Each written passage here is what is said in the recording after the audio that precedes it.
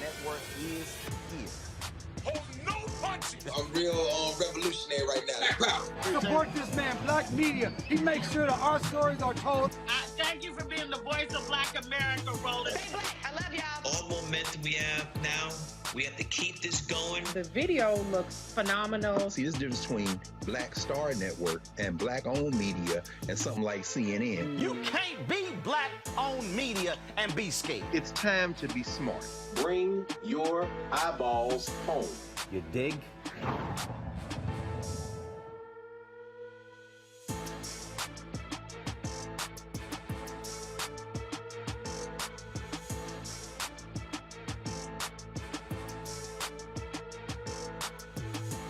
Wednesday, March 30th, 2022, coming up on Roland Martin Unfiltered on the Black Star Network. The economy and black folks. As our economy recovers, black men still are being left behind. According to a new recent report by the Center for American Progress, black men continue to experience consistent unemployment gaps and, of course, lack of economic opportunities. We'll break this whole thing down and explain what's going on. Vice President Kamala Harris announces improvements to a pilot program to help underserved entrepreneurs. An investigative report calls a South Carolina zip code one of the most medically dangerous communities in the South. We'll have both of those reporters to talk about why so many black people in Columbia, South Carolina are getting their limbs amputated at an alarming rate. The leadership of a town in New Jersey accused of paying off a whistleblower who allegedly recorded town leaders making racist remarks about black people. An art exhibit is uplifting the black man at the Reginald F. Lewis Museum of Maryland, African American History and Culture. We'll talk with the executive director of the museum about the Men of Change exhibit. Plus today's Marketplace segment, our Tech Talk segment. A husband and wife, of course, they created an adult cooking app depicting the black experience. Quite interesting. It's time to bring the funk on Roland Martin Unfiltered. Let's go. He's got it. Whatever the biz, he's on it. Whatever it is, he's got the scoop, the fact, the find. And when it breaks, he's right on time and it's rolling. Best believe he's knowing. Putting it down from sports to news to politics. With entertainment just for kicks, he's rolling. It's on go, roll, roll, y'all. It's Roland Martin, yeah. Rolling with Roland now. He's funky, he's fresh, he's real, the best, you know he's Roland Martin now.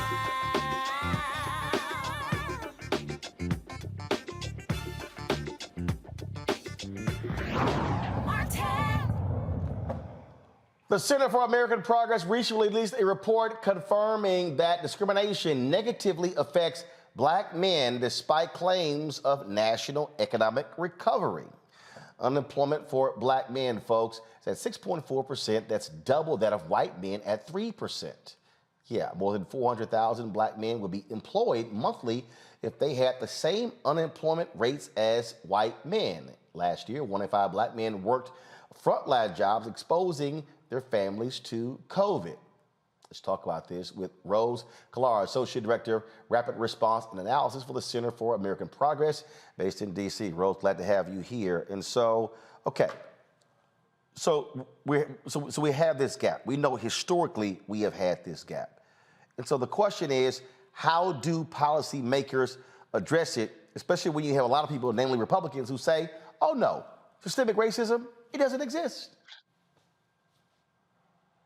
I mean, I find it hard to believe that anyone can look at the data and say that systemic racism doesn't exist. Like you said, consistently, since the data's been collected, black men had twice the unemployment rate of white men, and that is just absolutely not acceptable. And so the statistics from the last couple of months are no different to what we've seen since we've collected data on this issue. So, in what areas is it most pronounced? So essentially, when we talk about the unemployment rate, we're talking about the overall economy. But I do think there is one thing in particular where we should really be focusing on is for the Black men who are working, they're overwhelmingly concentrated in low-wage jobs, jobs that tend to be frontline jobs as well. So they've been exposed to some health risks during the pandemic, but even irrespective of the pandemic, these jobs have been low-wage jobs, jobs without access to benefits, so they wouldn't be classified as high-quality jobs. So even for the Black men who manage to find a job, those jobs tend not to be good quality jobs. And so, with this gap, obviously, if it's impacting Black men this way, it's impacting Black families and Black children and their, of course, their partners and spouses. Absolutely. The consistently high unemployment rates amongst Black men, as well as the economic inopportunity that Black men experience, of course, will also affect, their children, their partners, and the broader community.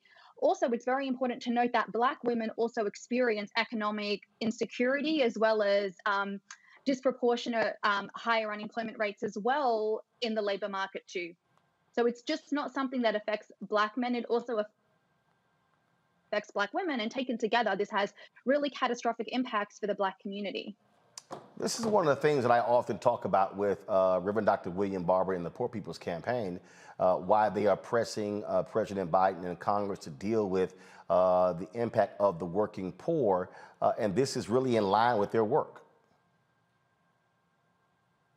Absolutely. I think you're right. There is this missing concept of the working poor. I think people tend to expect that once someone has a job, that's it, that's great news, when that's actually not true. It really matters the types of jobs that people can access. And we know historically and today, Black workers tend to access low quality jobs. And so there's a very easy solution to that. We need to lift up the quality of all jobs, especially jobs where Black workers are concentrated in.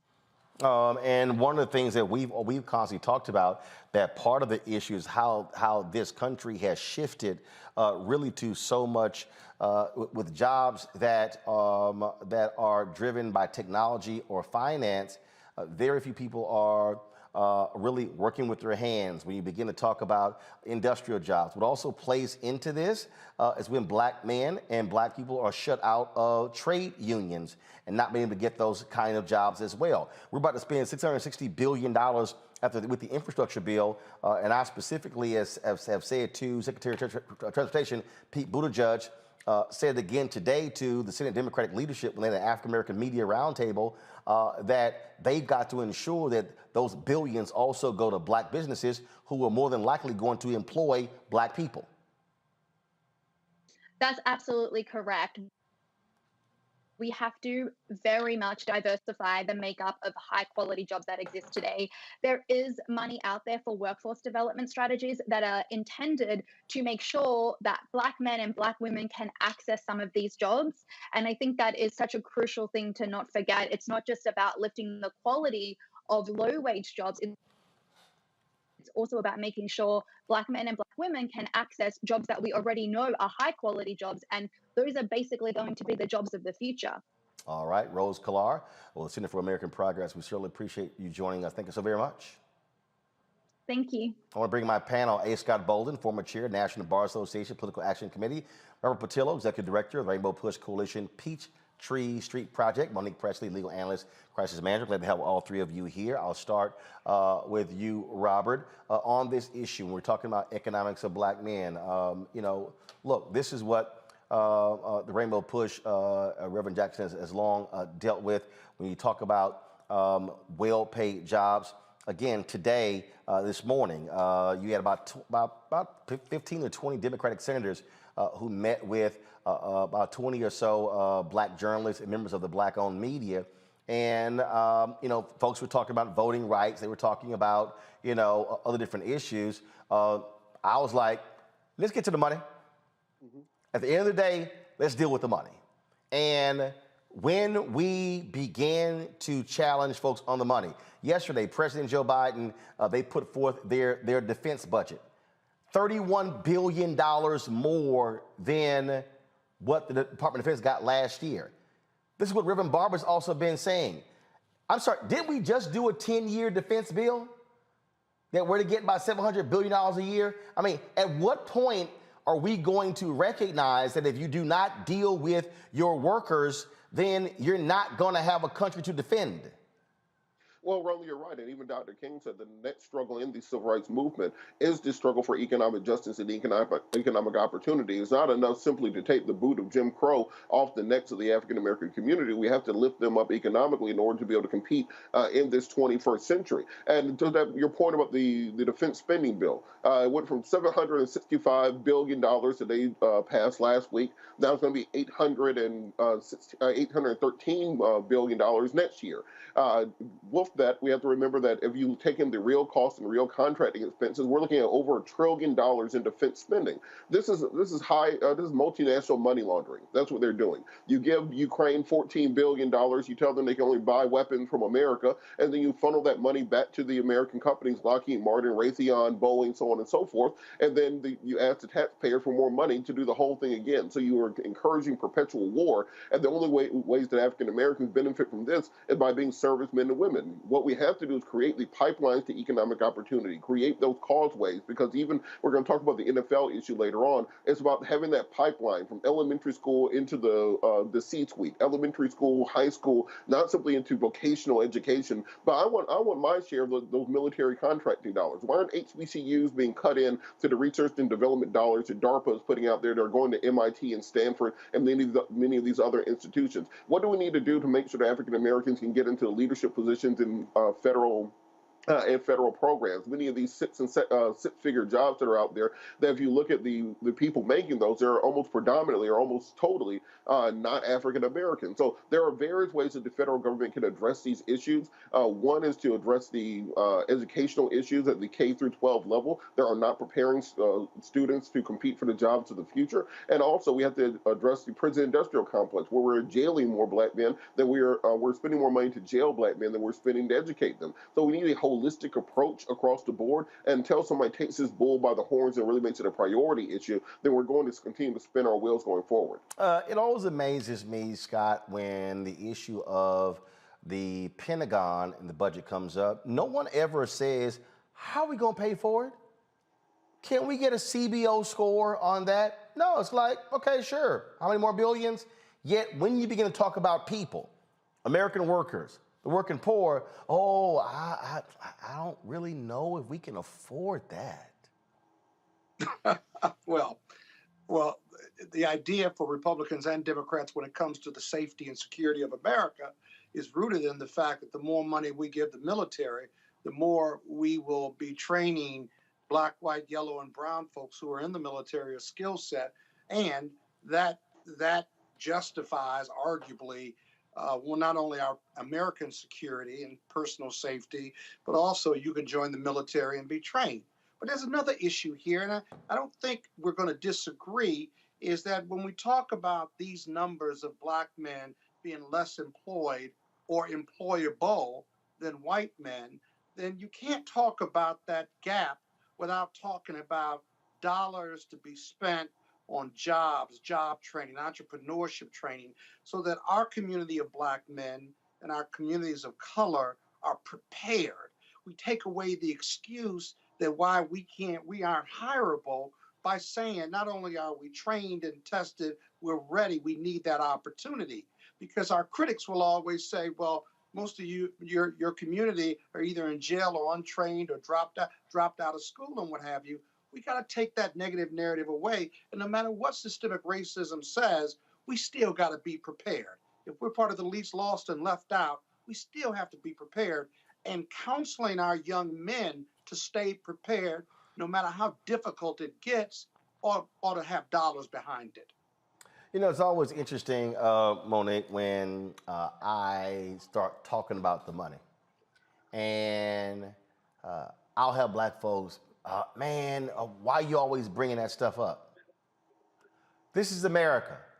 If you don't talk about the money, then you're having the wrong damn conversation.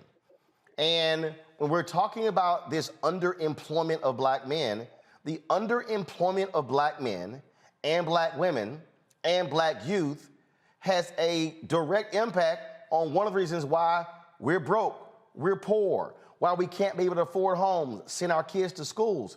And so it's not even a question of, intellect or skill set.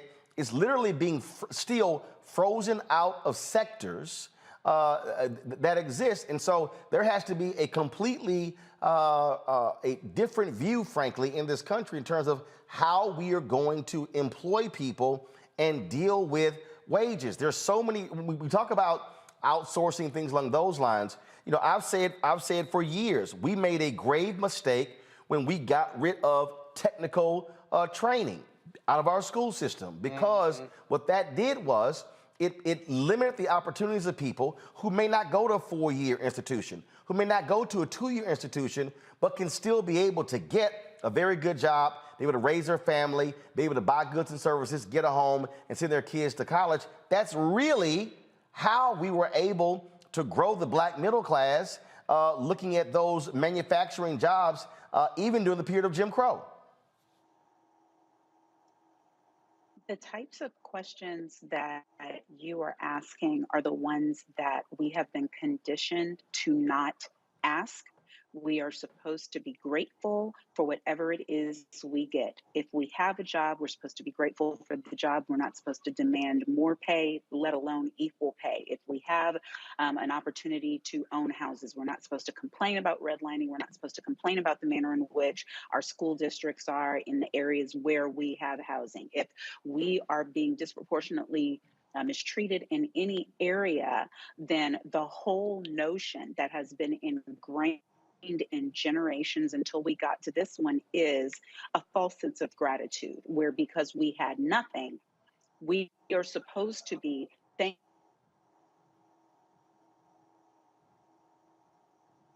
All right. Looks like Monique froze. Froze. And that's what has to change. Okay, she's back. All right, you froze about 20 seconds, so why don't you finish the end of what you were saying? Am I unfrozen?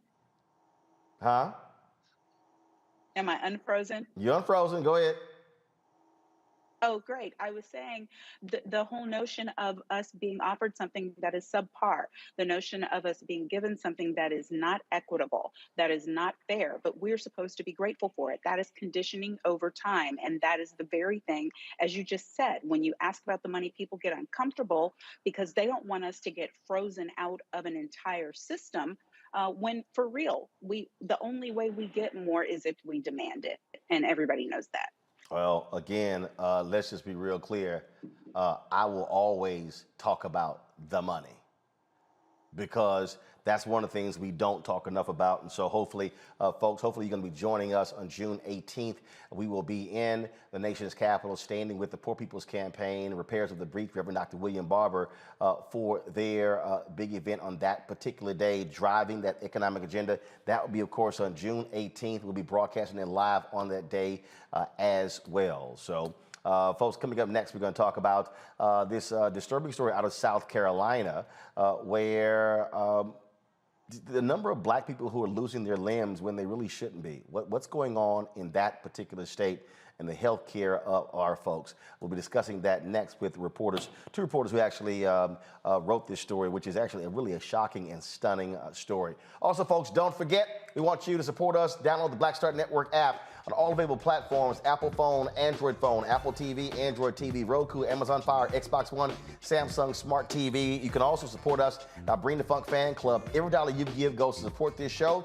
Our goal is to get 20,000 of our fans contributing a minimum of $50 each, $4.19 a month, 13 cents a day.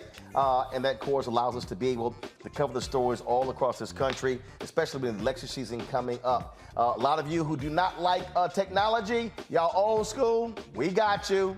If you want to send your check or money order, P.O. Box 57196, Washington, D.C. 20037. Cash App is $RM Unfiltered. PayPal is R Martin Unfiltered. Venmo is RM Unfiltered. Zelle is Roland at RolandSMartin.com. Roland at RolandMartinUnfiltered.com. I'll be right back.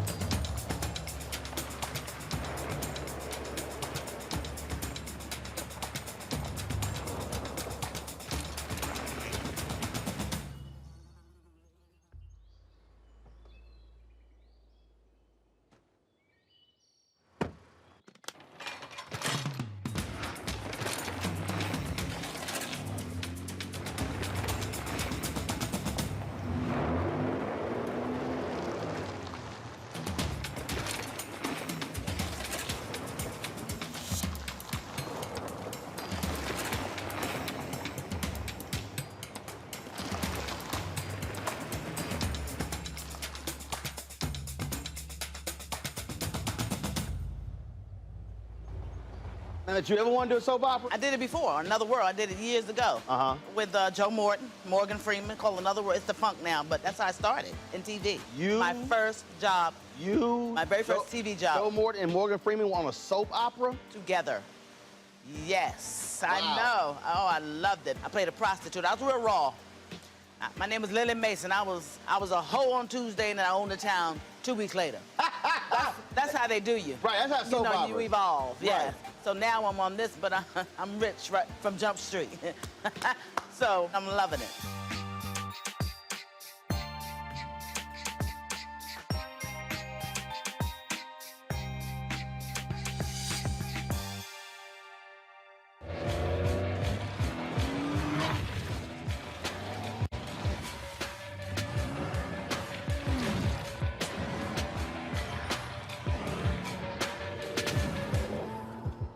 Pull up a chair, take your seat at the Black Tape with me, Dr. Greg Carr, here on the Black Star Network. Every week, we'll take a deeper dive into the world we're living in. Join the conversation only on the Black Star Network. Hi, y'all doing? It's your favorite funny girl, Amanda.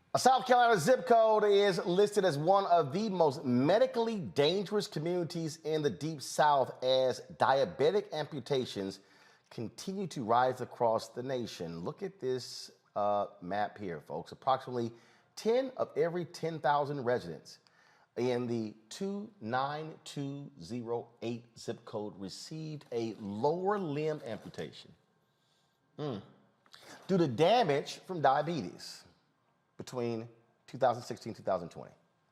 That topped the amputation rates of zip codes in Charleston, Atlanta, Montgomery, and Jackson, Mississippi. So what the hell is going on? Investigative journalists Andrew Kaplan, Gina Smith, they wrote the story called Cut Off for thestate.com, highlighting these numbers. They join us now from Gainesville, Florida, and Columbia, South Carolina. Either one of you start. What the hell is happening in this zip code? Well, it's great to be with you, Roland. Thank you so much for having us and putting a spotlight on this really important issue. It really started about a decade ago with a rumor that's been around South Carolina that this one zip code had the highest diabetic amputation rate in the nation, is what we had often heard. But nobody knew for sure if that was true. Nobody knew if that was a verified number. And about 2 years ago, my boss at the newspaper was having a meeting with an official at the hospital here in Columbia. And that hospital official mentioned to my boss that, we do have really high diabetic amputation rates in this zip code.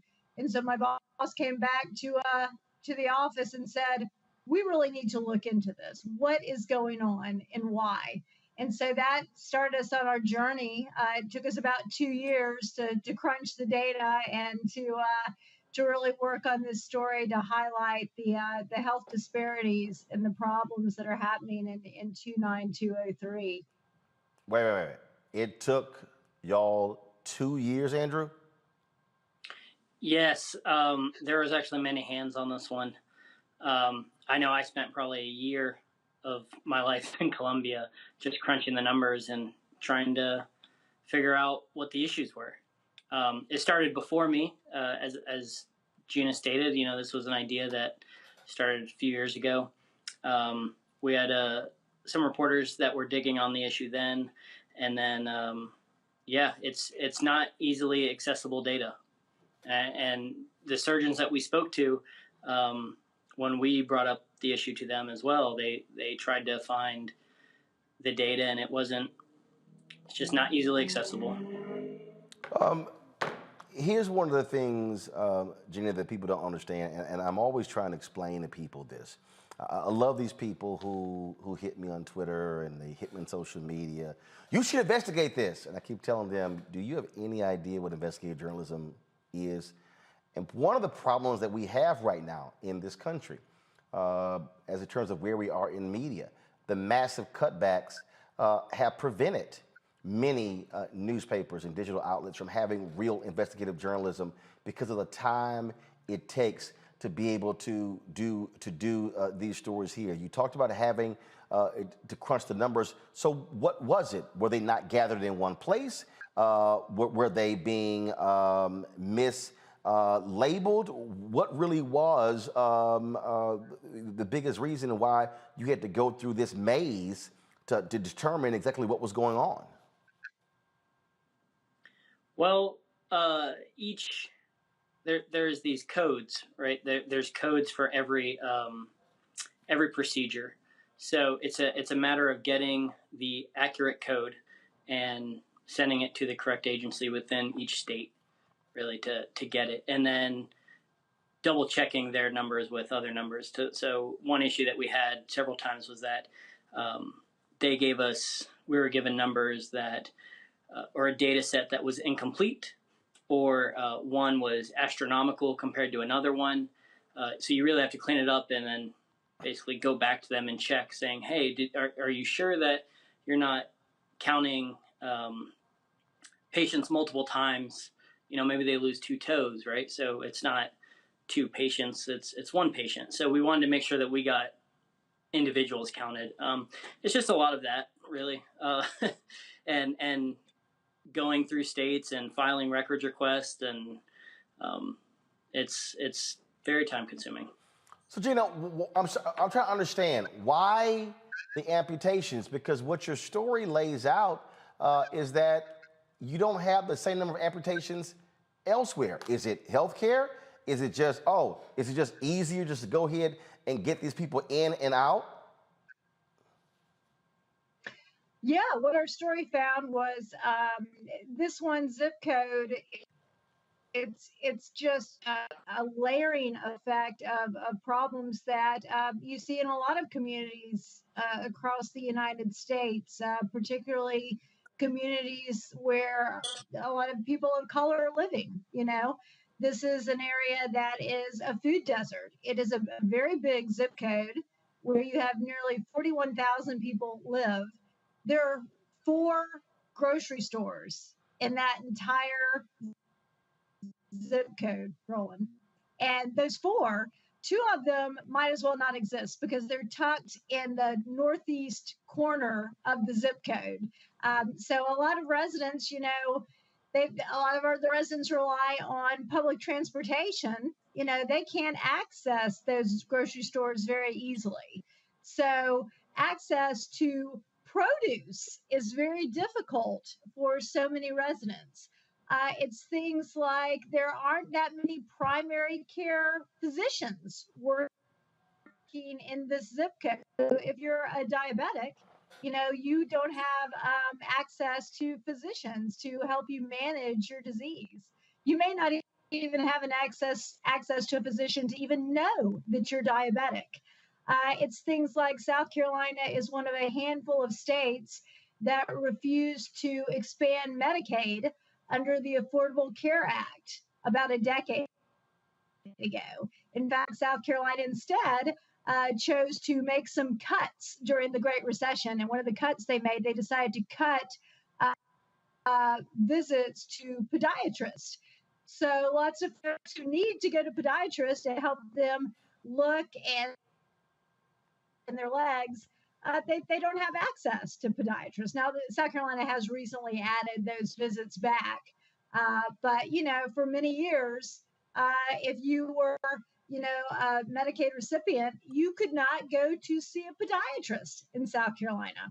We still have not expanded Medicaid here in South Carolina. So there are an estimate 100,000 people who are in an insurance coverage gap in South Carolina that have no insurance.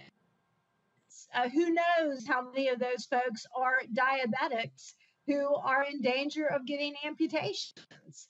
It's just a layering effect of those sort of things.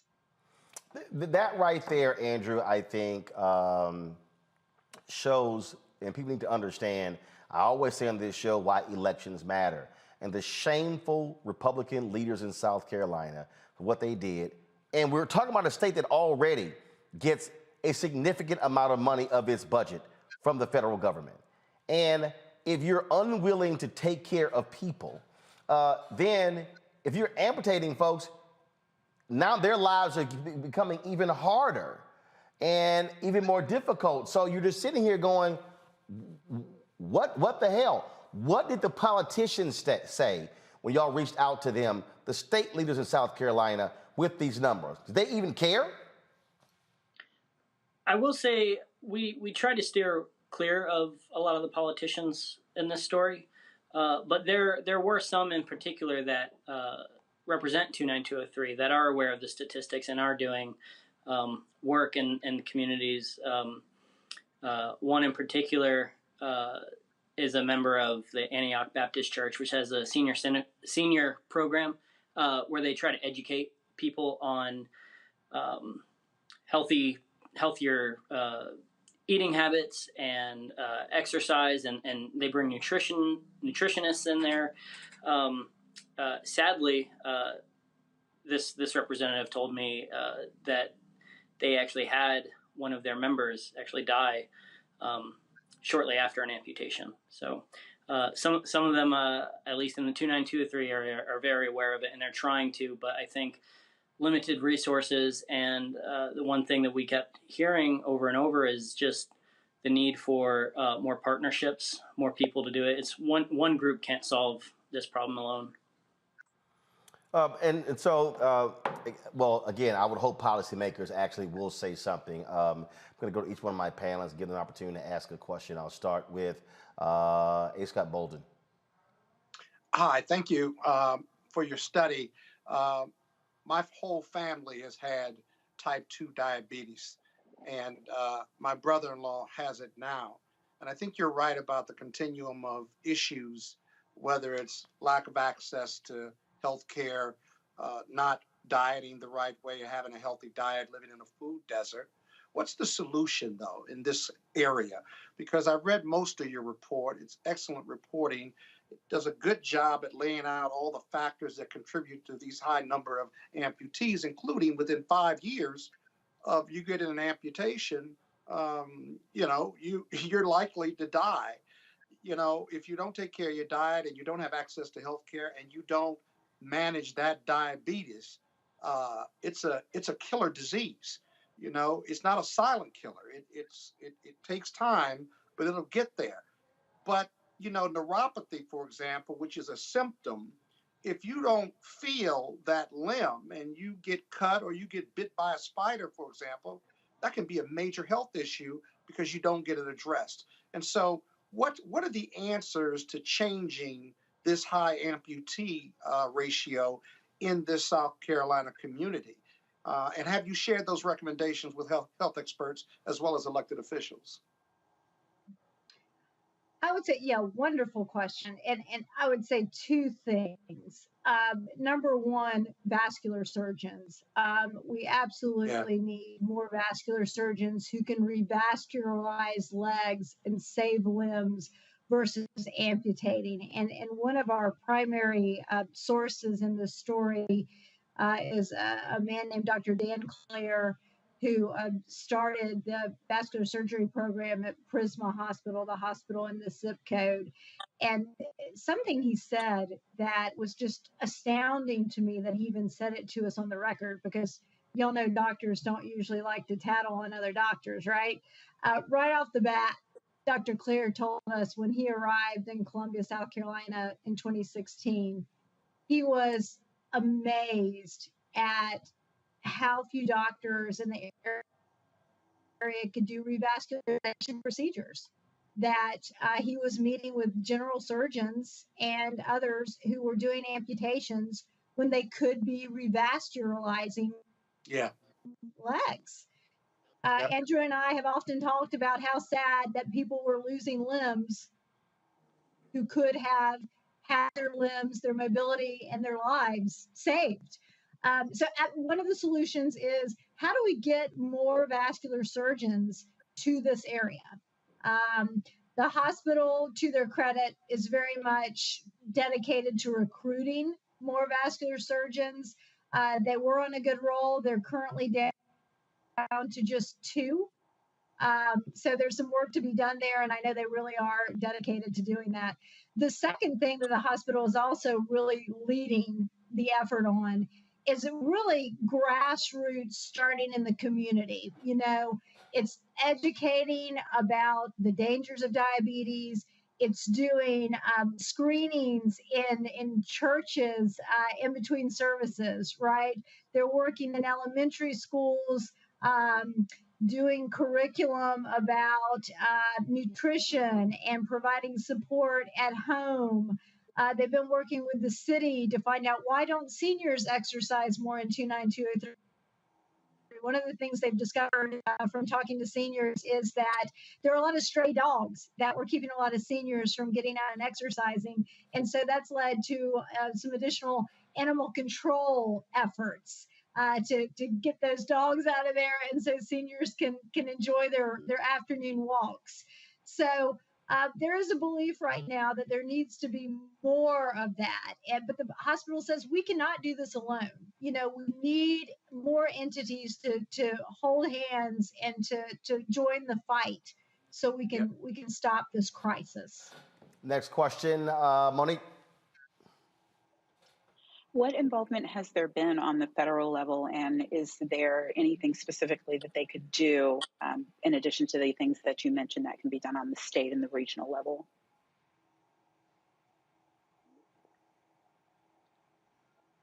On the federal level, I don't think much. Sadly, I mean, we talked about South Carolina is not. It's one of the handful of states that don't have Medicaid expansion, right? So that was something that was an option for us, and for whatever reason, South Carolina chose to scale back its coverage by reducing the podiatrist visits. Yeah, but on the state level, I mean, there's funding for some of these centers that treat diabetics and uninsured patients. There's grants that go out to certain groups, but sadly, I think that's really all we had. Have the 2 senators from South Carolina weighed in, either of them? No, we have not talked to them. Is that the next part of your reporting, and that is to see what folks are going to actually do about it? So you've spotlighted the problem, but how are they going to try to fix it if they actually care to fix it? Yeah, I think that may be where our reporting goes next. What are the next steps to solve this problem? Who's willing to take the next steps? That would be terrific to see if there were more efforts to help 29203, because it really needs it. Its residents deserve it. Robert, your question. Well, thank you guys so much for all the work you've done thus far. Things are endemic not just in South Carolina, but throughout the South and Black communities in general. What can we do to address the cultural issues around these? Often in Black communities, in poorer communities, you don't see health food stores, not simply because of food deserts, but because they're not profitable, because people don't go to them. There's still very much a social stigma around being a vegetarian or being a vegan. You see the entire body positivity movement. There's a new reality show, Lizzo, one for the big girls, but they don't talk about the long-term effects of that, where you might end up getting your foot cut off later on in life. How can we address these cultural issues while also being sensitive to people's feelings and emotions, to not feel like they're being attacked? Oh man, that is a tough one. That is a tough one. I guess a lot of it is education, right? I mean, a lot of it starting at the the grassroots level too. Is it messages at churches? Is it messages at home? Things like that that maybe you don't get through TV. That help counter that. Messages through school, like I said. The hospital is doing a lot of partnering with the school system to try to catch kids early and teach nutrition. But I mean, y'all know part of Southern culture too is, you know, we all love that food. It's awfully hard to change those eating habits. It really is. But you make a wonderful point that this is not a situation that's unique to 29203. It's not even a situation that is unique to even the Deep South. Another thing that really surprised me when we started digging in on this reporting is that nationally, African Americans receive amputations at 3 times the rate of white patients. 3 times. Okay. And those are studies that take into account the fact that African Americans are diagnosed with type 2 diabetes at a higher rate. Now, the rates in the South are even higher. Okay. But nationally, we're talking about rates that hover around 3 times the rate of white patients. So something is going on, and it's not just in the Deep South. All right. Well, look, we look forward to more reporting. We thank you so much for this really critically important story that took us so long. Adam Kaplan, Gina Smith, thank you so very much with thestate.com. Thank you. All right, appreciate it.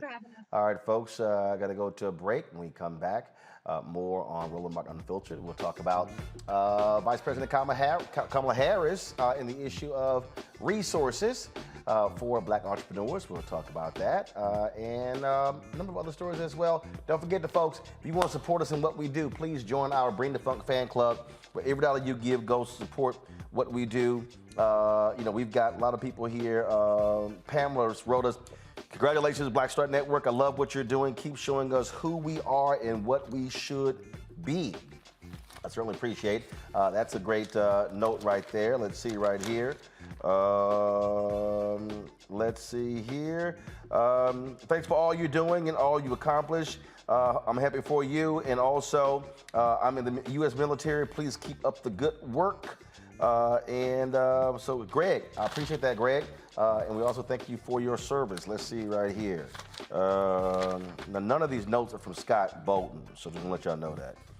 Napoleon Keys saying, gotta support. We appreciate it. Yes, Scott, I call you out. Sherman and Henderson said, thanks for what you do. I appreciate that. Let's see here. Wendy said, Roland, I hope this works. Please carry it on. Trust me, Wendy, every dollar that is given to us is put to good work. Let's see here. You're doing an excellent job. I don't watch any other news. I get my info from your Black-owned network. Here's a $50 check. Bring the Fuck Fan Club, Carol Lacey. Carol, I certainly appreciate it as well. Thank you so very much. I'm going to read one more before we go to the break.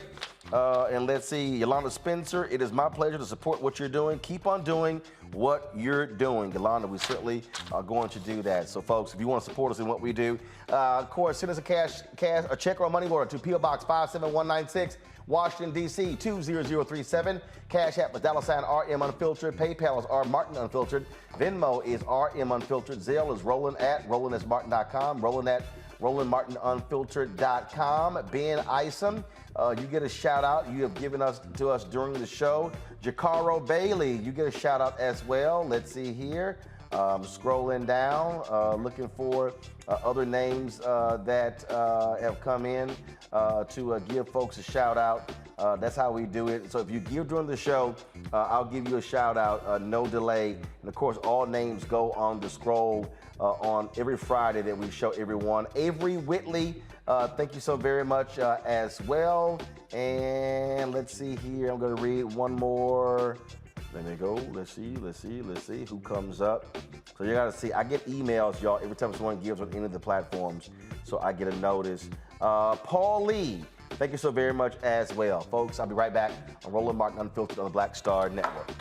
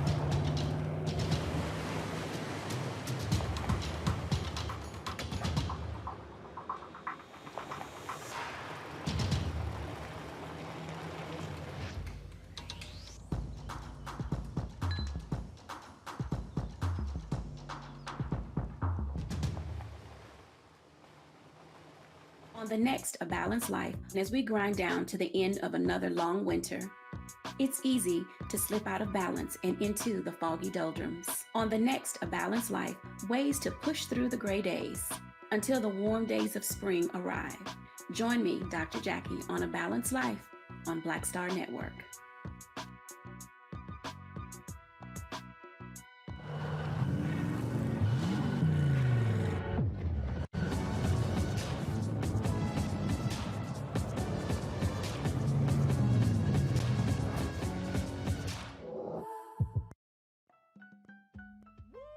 We're all impacted by the culture, whether we know it or not. From politics to music and entertainment, it's a huge part of our lives, and we're going to talk about it every day right here on The Culture with me, Faraji Muhammad, only on the Black Star Network.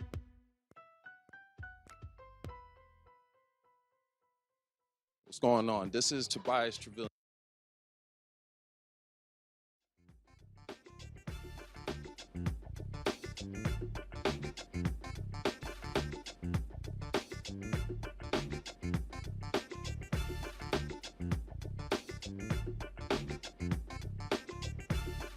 Let's go. Today, Vice President Kamala Harris was at her alma mater, Howard University, folks, and to announce the improvements to a pilot program targeted towards helping underserved entrepreneurs. The Small Business Administration's Community Advantage Pilot Loan Program was launched during the Obama-Biden administration and was set to expire in September. However, the Biden-Harris administration has extended the program and added a few provisions. The VP highlighted the difficulties many minority entrepreneurs face when starting their businesses. Consider, Black entrepreneurs are 3 times more likely to report that they did not apply for credit for fear of being turned away by a bank. Black and Latino entrepreneurs are rejected at a much higher rate when applying for small business loans from traditional financial institutions, even when they have credit profiles similar to other applicants. People who live in rural areas, including many Native Americans, often lack access to traditional banking services of any kind.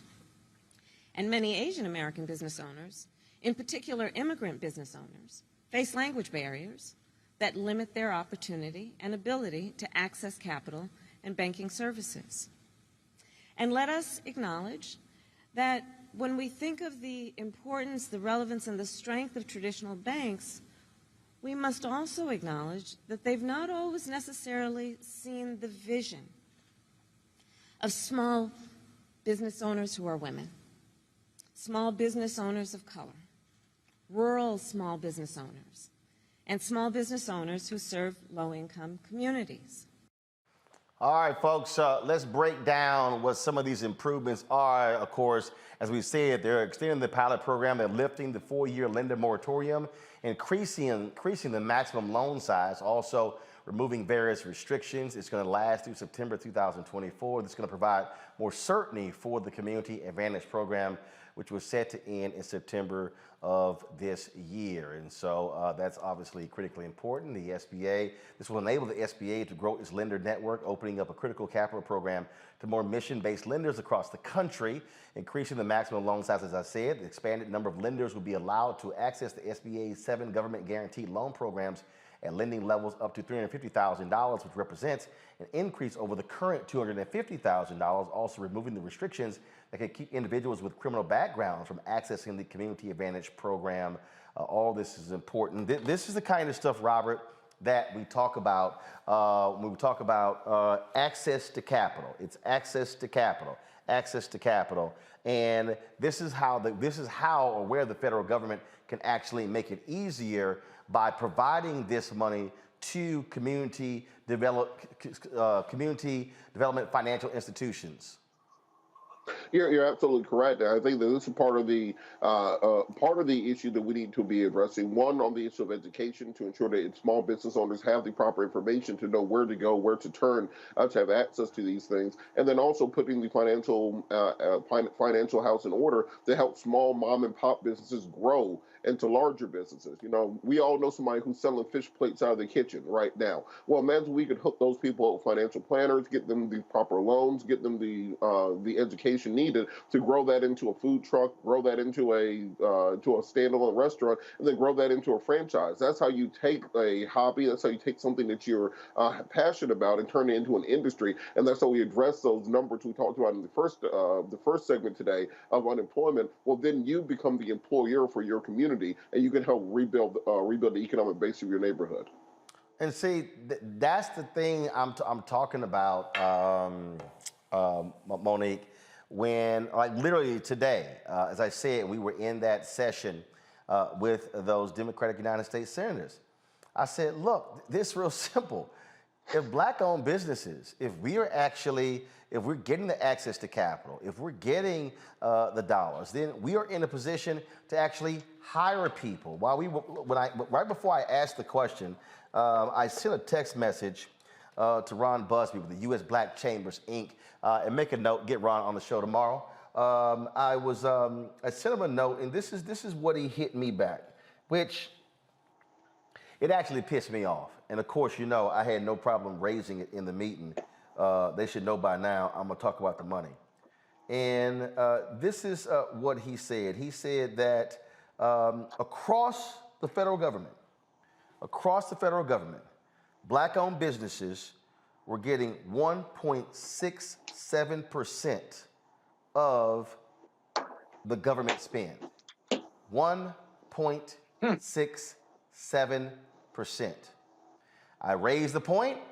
Black-owned media, we're getting 1% of the federal advertising contracts. And it was really interesting because one of the senators remarked that, all the work that had been done in the Minority Business Development Agency and how they've been doing a great job of really getting out there and letting folks know how to access the money. But when I talked to her afterwards, and I ain't gonna call out right now, I said, I appreciate your point about the MBDA, but I also want you to be aware that their budget used to be $110 million and their budget got slashed to $44 million.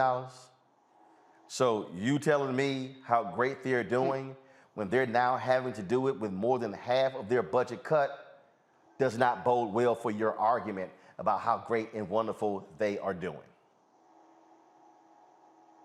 Right. But I guess the thing that I was thinking of when I was hearing all of this, because, you know, we've got midterms coming and then it'll be a blink and there'll be a general. And these are tangibles for all of the talk from all the different people. Where are the tangibles? Where are the tangibles? No, it is not a reparations check, in my opinion, though I think that is something that should happen.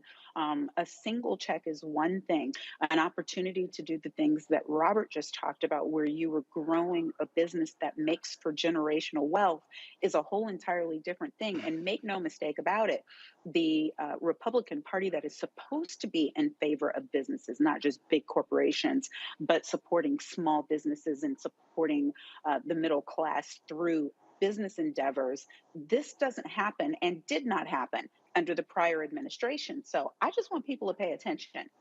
I want people to pay attention to where their help is coming from and to govern themselves and act accordingly. In fact, Scott, what folks, again, what people don't understand, and this is something that I've been talking about. In fact, very soon, Senator Tim Kaine is going to be dropping a bill that's dealing with the issue of pension funds and how diverse they are. And I told him, I said, oh, that's not a problem, Senator, because I've been talking about this for a decade. That's the thing that I keep trying to tell folk. This ain't no new conversation for us when it comes to the money. And so I made that clear to them that when you're talking to me, you are not talking to somebody who has a very limited understanding when we talk about the money. And so the thing that jumps out there is that under the Bush administration, what they did under George W. Bush, what they did was they were bundling contracts. So only large firms could actually apply for the contracts. Obama-Biden unbundled the contracts to allow for Black and other minority firms to be able to compete for the contracts. Trump came in and bundled the contracts back.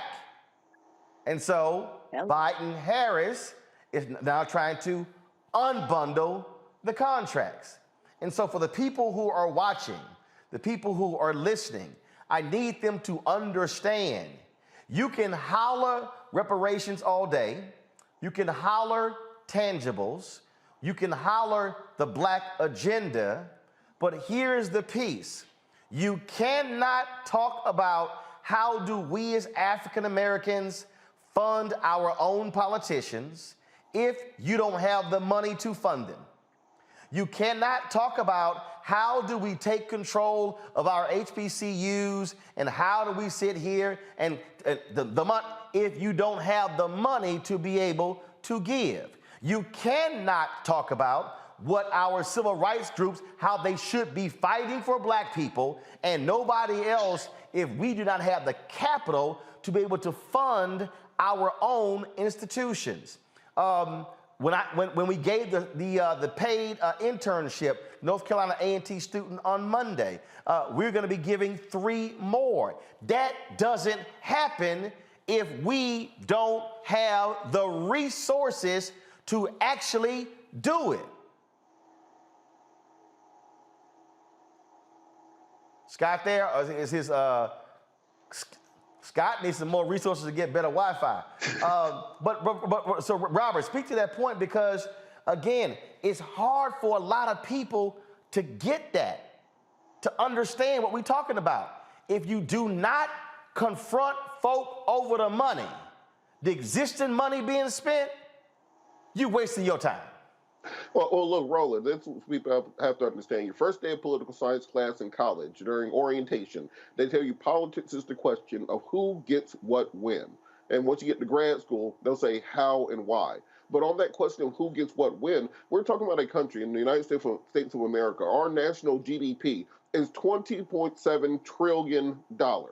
$20 trillion per year is the money going in and out of this country, the gross domestic product. If you compare it to, let's say, a country like Russia, where we claim they're a superpower, their GDP is $1.7 trillion. So they're not even competing with us. So when you're looking at $20 trillion flowing through this country, the question is how exactly does that relate to the African-American community, and how do we get our piece of that $20 trillion? One, you have to look at governmental contracting. We talked earlier about the new defense spending budget that Biden put out yesterday, talking about $813 billion in defense spending. Okay, well, we got to buy tires for trucks. How many black contractors are going to be making tires for the trucks? We have feed people. How many black contractors or black catering companies are going to be catering events for the military as part of that budget? These are small points, but the point is that we have to figure out everywhere that we can cut into this, because that's how you start addressing those issues of unemployment. That's how you start growing these businesses out.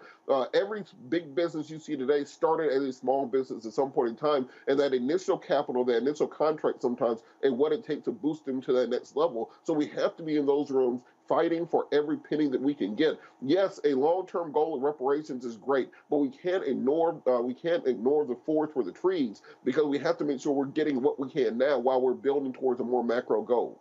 I got to do this here. And we're going to talk next about an exhibit at the Reginald Lewis Museum in Baltimore. But I got to deal with this right now, because let me just go ahead and let me take a breath before I go there. Let me just take a pause. I am really sick and tired. Matter of fact, give me this camera right here, camera 7. I am really sick and tired of some of you keyboard gangsters who all you do is say dumb shit. When Lana Latham says black politicians are failing us, all of them, that's the dumbest damn thing I've ever heard today. It's the dumbest damn thing I've ever heard today. Because it's stupid comments like that when you ain't got no clue what black politicians do. First of all, you said black politicians. That means council members, school board members, county members, state legislators, members of the House, members of the Senate. And the reality is, one of the reasons you even see the level of spending right now happening is because of black politicians. And so this whole notion that somehow, oh my God, they're failing us, and people go, oh my goodness, the CBC, why aren't they doing more? You ain't got a clue what the hell they doing right now.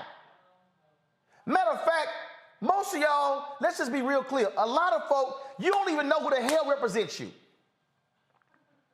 You've never gone to a school board meeting. You've never gone to a city council meeting. You've never gone to a county meeting. You've never gone to the state legislature. You've never gone to Congress. You've never emailed. You've never called. But you sit your ass at home saying, why they not doing more? I wish they would be doing more. Well, what the hell are you doing? Because I can guarantee you there are other people who are calling, who are writing, who are emailing, and who are sitting here trying to make this whole thing happen. Hell, first of all, y'all asses can't even hit the like button on YouTube, and you're sitting there commenting in the chat. But you want to talk about, oh, why we don't have this and why we don't have that. At some point, some people are going to have to learn that when you have generals in a battle, you got to have some troops in the fight. Your generals can't always lead, plan to have all the actions and do the fighting. You got to show up and do something too. Then when I talk about Gary Chambers running in Louisiana, folk like, oh, Gary Chambers, he'll shield for the Democratic Party. Oh, I don't know, I don't care about that. Well, guess what? Sherry Beasley's running in North Carolina. You got Malcolm Kenyatta running in Pennsylvania.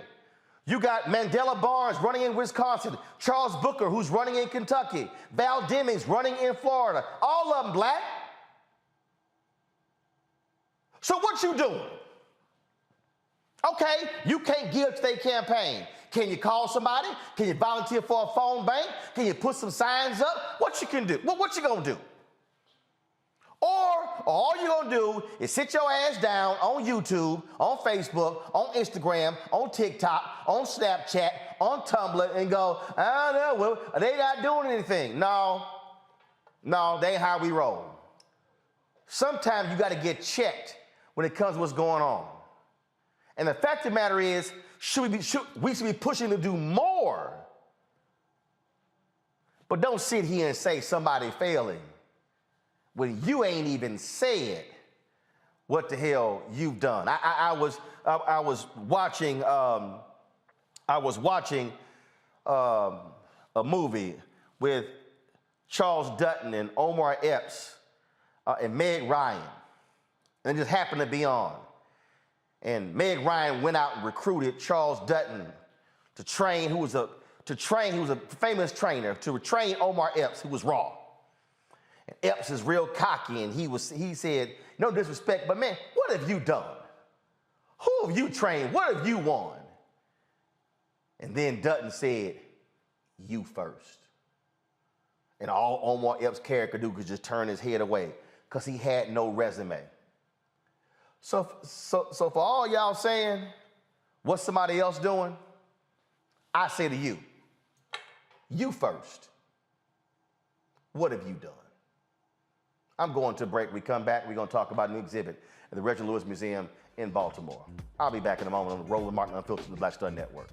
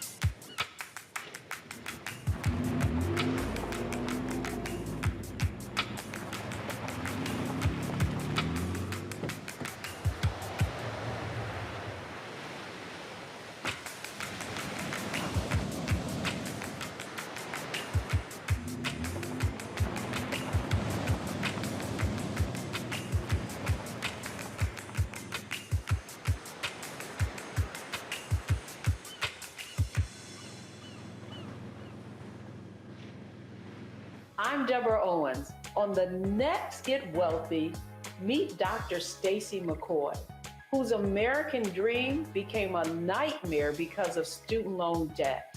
Whether you're paying $300 a month or eventually I got up to $1,700 a month. Wait a minute. Hold that for just a minute. You were paying $1,700 a month on your student loans? Yes, and I know other people who are paying more than that. Learn the one piece of advice that made all of it go away. Right here on Get Wealthy on Black Star Network. My name is Charlie Wilson. Hi, I'm Sally Richardson Whitfield. And I'm Dodger Whitfield. Hey everybody, this is your man Fred Hammond, and you're watching Roland Martin, my man, Unfiltered.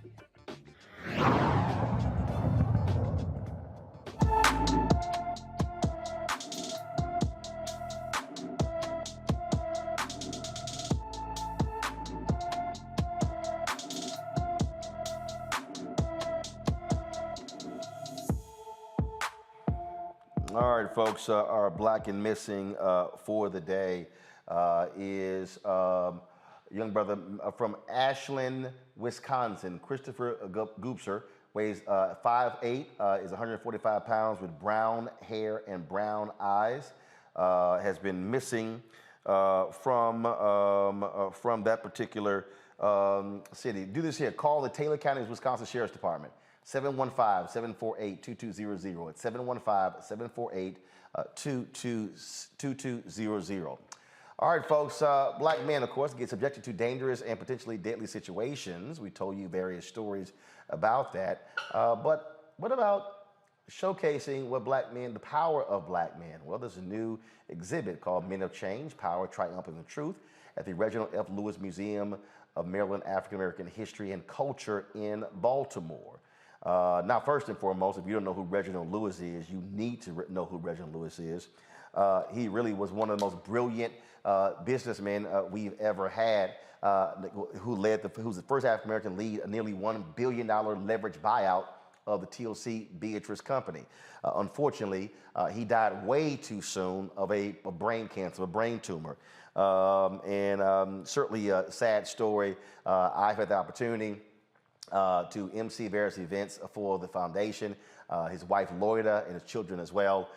So this museum, of course, is named after him there in Baltimore. Joining us now is Terry Lee Freeman. She, of course, is the executive director of the museum, joining us from Baltimore. And so let's talk about this this exhibit. Exactly, what do you want to achieve? What do you want people to take away from this exhibit? Well, good evening, Roland. What we really want is for people to come to the museum and take in the power of this incredible exhibit that changes the narrative that we see on most media about Black men. This exhibit lifts up Black men and talks about their contributions throughout the many years of our nation's, founding, from our nation's founding to where we are now. And what I really like about this exhibit is that, a lot of people are not museum goers, but this exhibit has something for everybody because it actually combines, it weaves kind of the historic with the contemporary to talk about how we've gotten to where we are and who these great men are that have contributed to this, like Reginald F. Lewis, who, like you said, if you don't know the story, you need to know the story about Reginald F. Lewis. But it covers everyone from Frederick Douglass to Kendrick Lamar. And I think that there's something in this exhibit for everyone, but particularly for people to note that Black men are doing great things, always have been doing great things, and will continue to do great things. And the artists involved, are these all Black artists who contribute to this? They are all Black artists that contributed to this, and they are doing their interpretation of many of the gentlemen that are portrayed in the actual exhibit. So you've got a photographic exhibit that is complemented by original artwork that is a description of particular individuals in the exhibit. I've got some folks who are online who are asking the question that they say, hey, they live in other cities, they can't get to Baltimore. What are you doing with this for it to be interactive, anything online? We actually have created a digital twin of this exhibit, which resides on our website, which is lewismuseum.org. If it's not up yet, it will be up really soon, but it is a digital twin, so you can really kind of walk through the exhibit without being in Baltimore. That said, if you're close to Baltimore, I would suggest you just drive to Baltimore and come see the exhibition. Here's what's interesting about this exhibition. It has traveled around the country, but on the East Coast, the full exhibit has never been seen because other museums have not had enough space to show the entire exhibition. We do, however, have the space. So we're the first museum on the East Coast to actually be able to show this entire exhibition. Wow. It's an incredible exhibit. Of course, and I'm seeing some of the photos here. Dick Gregory, W.E.B. Du Bois, John H. Johnson. Y'all can keep scrolling. I know who these people are. Y'all keep going. So I don't need to read the captions to know who's in the photos. Let's go. Robert, you got a question for Terry? Certainly. This is an outstanding exhibit. Will there be more things like this in the future? Will this be an ongoing series, so to say, or will this exhibit be expanding out in the future? It is a single exhibit. It was developed by the Smithsonian Sites Museum Traveling Exhibit Service. And so they have created this exhibit, and Ford Motor Company Fund is the funder for this particular exhibit. It's interesting, though, that you asked that question because there are so many men that we could all name who are not in this particular exhibit. So we could have a Men of Change too, and I might encourage them to consider that. But no, we don't have a second of this particular exhibition. All right. Monique? Yes, I'm wondering if the students in the Baltimore area are being given an opportunity to be able to visit the exhibit in a sponsored way. Yes, they can come in through schools to see these exhibits. We're also encouraging men's groups. Like I happen to know that Roland is a member of Alpha Phi Alpha fraternity. Only the greatest, the coldest, and boldest frat of them all. Of course. It's at a Kappa Fans Museum. Well, first of all, Kappa Fans Museum. First of all, Scott, let's be real clear. You can talk about it's a Kappa Man's Museum. Reginald Lewis, brother, one of the greatest that's ever done it. It's still a second-rate fraternity. Terry, keep going with your point. Go ahead. So I would like to get the men of Alpha Phi Alpha, the men of Kappa Alpha Psi, the men of Sigma, Phi Beta Sigma, the men of Iota Phi Theta, all of them, Omega Psi, to bring young men to the museum to see this exhibit. Amen. I know all of those fraternities work with young men. We would love to have those fraternities come in and spend time in the exhibit with young men to teach them about many of these men who they don't know who they are. Even some of the contemporaries, they may not know who they are. So yes, we are making this available. School groups are welcome all the time. And I'll have to tell you, we're just starting to now see school groups come back into the museum because of the COVID situation. All right, Scott, you get your little question. Just since you finally back, you must got that cricket Wi-Fi over there at the office. So yeah, we're glad you finally got it sorted out. Your riddle equipment failed, but I'm back now. But listen, let me just congratulate you on just a tremendous exhibit. It is so necessary. Unfortunately, if you could even expand it and take it around the country, let around the world, whether it's TV, movies, you name it. There are so many positive images of Black men out here who take care of their children, who are educated, and who doing great things in their community as leaders and as leaders of their family. And I just can't congratulate you and the Smithsonian enough for doing this. And it ought to be a lifetime exhibit, not just one that's temporary and for this year. It ought to be a lifetime exhibit. Thank you. Thank you. So again, first, when is the museum open for folks who don't know? The museum is open Thursdays through Mondays. We are open from 10 to 5 on Monday, Thursday, Friday, and Saturday. And on Sunday, we're open from noon to 5. The cost of admission is $12. And then we have discounts depending on seniors, students, members.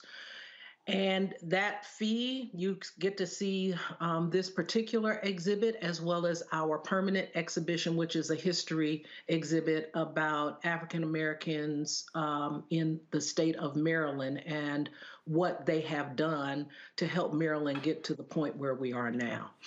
So we are open 5 days a week. We would love to have you come down to the museum and spend some time with that exhibit. Well, we know alphas are going to show up and show out since our international headquarters is right there in Baltimore.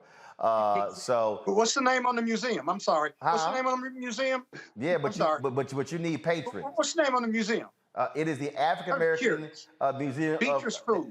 No, it's called. It's the Museum of Maryland African American History and Culture. Yeah. What's the name on the? Well, his name is Reginald, right? Yeah. Yeah. Okay, look, y'all get one. Yeah, you get one. You got him and me. What are you talking about? You get one. Him and me. You'll never give me my just due on this show. Scott, you're gonna do right by me one day, Roland. You're gonna do right by me. Scott, you do know who the richest Black person in America is, right? Yeah. What's his you name? Dead or alive? What's his name? You mean alive? What's his name? Well, it's 2 or 3 of them. No, it's one. No. It's one. What's his name? You tell me. His name Robert Smith. Oh yeah, but he's a Morehouse man, you know. Morehouse. He's also in the exhibit. Right. He actually went to Cornell. Yeah, that's true. But he came to Morehouse. Yeah. And made history. He gave a speech. Right. The Alpha did. Check Doctor, yourself. how many Kappa men are in your exhibit? Do you know by Not chance? that many. Matter of fact, do this here. Y'all were scrolling names. Go back to the website. So now, see Scott, got hashtag Team Whip That Ass just showed up. So go ahead and pull that back up. So slow it down. Let's see right here. We got Bob Moses, Muhammad Ali. Keep going. Yeah. You see LeBron here. Keep going. Keep going. Y'all see right there. Robert Smith. Up right there. Right there. Now Charles Hamilton Houston. Ain't he one of y'all or he's an Omega? He's a nuke. Okay, he's a nuke. We got you. Byron Rustin, Andrew Young, Alpha. No, he's a nuke too. Don't try it. James Baldwin. Keep going. Keep going. Oh, Duke Ellington, Alpha. Oh, he. Keep going. Keep going. Too busy You got, of course, Charles Bolden. I know he's an Omega. Alvin Ailey. No, he isn't. Alvin Ailey, he's a Texan. Carl G. Wilson, he's an Omega. No, Alvin Ailey, Dick Gregory, Alpha. Keep going. W.B. Du Bois, Alpha. Yeah. John H. Johnson, Alpha. Lord, it was only one Kappa we scrolled. I named so many alphas we could do half the list. I named so many alphas we could have opened a chapter. Terry, I appreciate it. Thank you so very much. LewisMuseum.org. Y'all go check it out. I appreciate it. Scott, you ain't gonna never win this, son. You know what? You should have more Kappas on your show. You discriminate against us. Every time you turn around, you got another alpha on the show. No, Whether they doing something or not. That ain't right. See, again, y'all got to do something.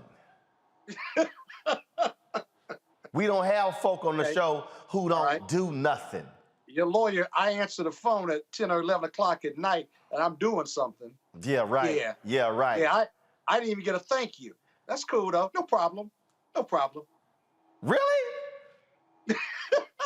You need Jesus. Yeah, let me go to a break because he had lost his mind. Folks, don't forget, we want y'all to sit here and download our Black Star Network app. And Monique, I don't know why let me tell y'all how trifling Monique is. Let me tell y'all how trifling Monique is. How Monique trifling ass gonna give $1 on Cash App just so she can get a shout out? Yeah, I'm letting y'all know. I'm letting y'all know. Monique trifling ass gave $1. $1 on, but you know that's $1 more than Scott. So I give $1,000 every year. What are you talking about? Scott, we ain't seen your grand this year. Scott, we ain't seen it. Scott, you can't. Scott, you can't. Scott, you can't claim a 2021 donation in 2022. I give monthly. Anyway, let me go ahead and but I did want my name. Marcella Pagan. Humble yourself. Marcella Pagan gets a shout out. I appreciate your donation during the show. Monique, your $1. You're welcome. Melinda Hardy, I appreciate. Damon Porter, Ben Isom, I appreciate it. Thank you so very much. I'm sitting here looking. Again, if y'all give during the show, I'm gonna give y'all a shout out. Even if you give $1 like Monique. Of course, and I'm gonna call you out if you ain't giving nothing like Scott Bolden. Don't forget, y'all, Cash App, $ is RM Unfiltered. PayPal is R Martin Unfiltered. Venmo is RM Unfiltered. Zelle is rolling@rollingsmartin.com. rolling@rollingmartinunfiltered.com. Y'all can send that check or money order to P.O. Box 57196, Washington, D.C.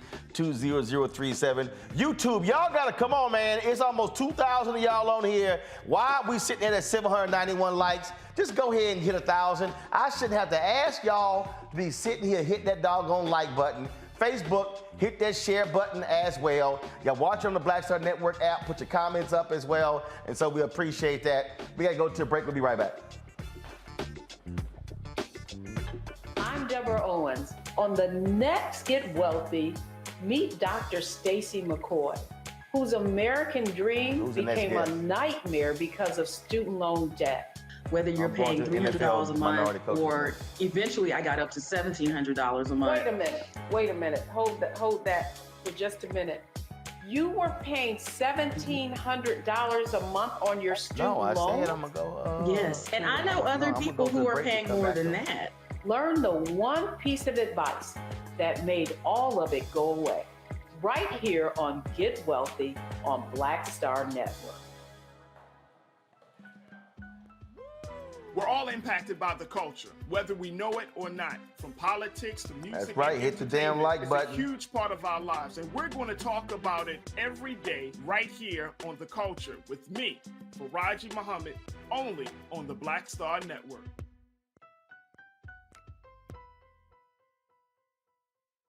I'm Bill Duke. This is Diala Riddle, and you're watching Roland Martin, Unfiltered. Stay woke.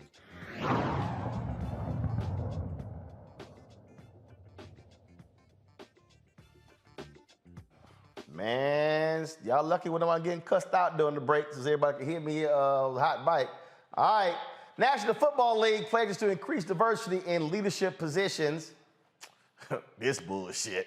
The NFL created a 6-person diversity advisory committee that will be responsible for bringing more minorities into key league roles like coaching and team ownership. In one provision, the league requires all its teams to hire a minority or female offensive assistant coach for the 2022 season. Okay, the announcement comes after former Miami Dolphins head coach Brian Flores filed a class action lawsuit against the NFL claiming racial discrimination. The league's commissioner says the NFL will continue working with civil rights leaders and experts to increase diversity. Okay, I mean, I'm just gonna go ahead and just go, okay, look, I'm straight up down for women getting hired in roles. Brian Flores' lawsuit is a racial discrimination lawsuit. And let me be real clear. Ain't nobody benefited more from affirmative action than white women. Nobody. And so, I'm sorry, this is some bullshit. That's what it is. And the only reason they're doing it is in response to the Brian Flores lawsuit, which y'all are admitting y'all got a problem. Monique, your thoughts on this this new rule when this year is the 20th anniversary of the Rooney Rule? Yeah, you said it. That's all I got. I'm disgusting. I'm tired of it. I don't even know at this point what to say about the way that people continue to poach our blood, sweat, and tears for their own efforts. And every time something happens that we fight for, it's not just that other people get the benefit, which I think is good. Everyone should get the benefit. The issue is that they jump line and they're the only ones or the first ones to get the benefit, and it's unacceptable. I mean, this again, what we're dealing with here, Robert, is a response to the Flores lawsuit. Now, first of all, they said, oh no, his lawsuit has no merit. So why all of a sudden we changing the rules? You know, Roland, I find it interesting. Like, why don't they have to put a rule like this in place for running backs?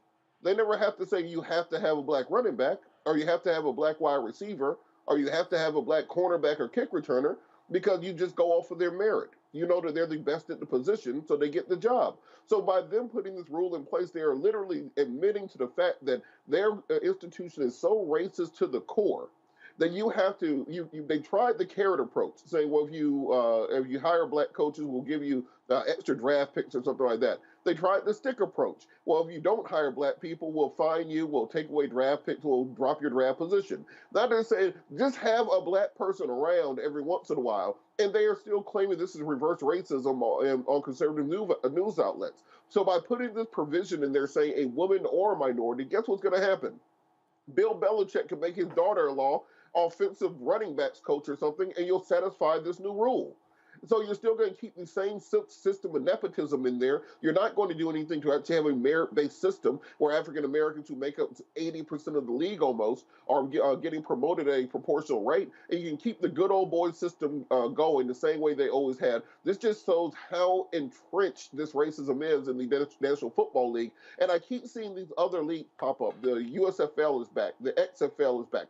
What is the NFL going to do when the BFL, the Black Football League, pops up that's well funded by black millionaires and billionaires, that has black coaches, that has black players from around the country, and is able to compete for real black talent? Well, then you won't have any product, and then they'll be clamoring for the opportunity to have black folks back in their organization. But this is a complete, this is a newsletter, it's a PR stunt. It's only going to be a one-year pilot program, and I doubt we'll hear much about it after that. Well, but there's a lot to unpack there, though, Roland. Okay, let me unpack that. First of all, you've got to have a black person or a white woman be an offensive coordinator. The one reason they're doing that, or at least interviewing for it, is because most of the offensive assistant. That does not mean coordinator. I read coordinator, but okay. No, because Kappas can't read. No, I can read, and I'm intelligent too. But let me make my point. It says assistant. Whatever the case might be, they're doing this because most of the people who are getting hired are coming from the offensive ranks of teams who are who are hired for head coaches. That's the first thing. They included white women to make it more palatable, as we know.